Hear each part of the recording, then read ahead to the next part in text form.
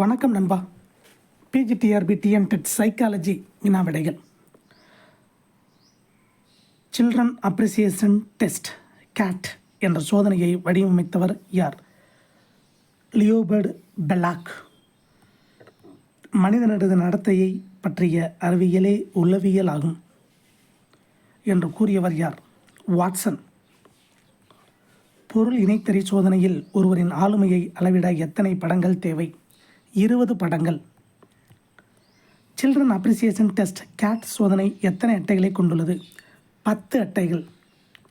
மறுபிறவி, ஒத்த சிந்தனை போன்ற அனுபவங்களை பற்றி விவரிக்கும் உளவியல் பிரிவு எது?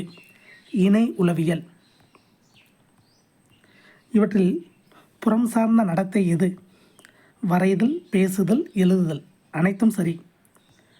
கனவுகளின் ஆய்வு ட்ரீம் அனலைசிஸ் என்ற புத்தகத்தை எழுதிய சிக்மண்ட் ஃப்ராய்டு எத்தனை வகையான ஆளுமையை குறிப்பிடுகிறார்? 3. உயிரினங்களின் நடத்தையை கட்டுப்படுத்தவும் புரிந்து கொள்ளவும் விளையும் அறிவியலே உளவியல் என்று கூறியவர் யார்? William James. பெர்சனா என்ற லத்தீன் மொழி சொல்லின் பொருள் என்ன? The mask worn by the actor. இவற்றில் அகம் சார்ந்த நடத்தை எது? சிந்தித்தல், மறதி, துணிவு அனைத்தும் சரி. அறிவியல் முறைப்படி கட்டுப்படுத்தப்பட்ட சூழலில் மனிதனின் மன செயல்கள் மற்றும் நடத்தைகள் தொடர்பானவற்றை விவரிக்கும் உளவியல் பிரிவு எது? பரிசோதனை உளவியல்.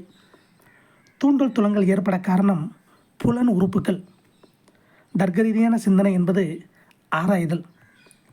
மனிதவியலுடன் ஆந்த்ரோபாலஜி தொடர்புடைய உளவியல் பிரிவு எது? சமூக உளவியல். கொள்கைகள், சமய நம்பிக்கை, லட்சிய நோக்கம் மற்றும் உறுதி போன்றவை எந்த வகை ஆளுமையை குறிக்கும்? இலகிய மனம் உடையவர். இது போன்ற டிஆர்பி டிஎன்டெட் சைக்காலஜி கொஸ்டின்கள் பெற நம்ம சேனல் சப்ஸ்கிரைப் பண்ணுங்கள், ஷேர் பண்ணுங்கள், லைக் பண்ணுங்கள். நன்றி, வணக்கம்.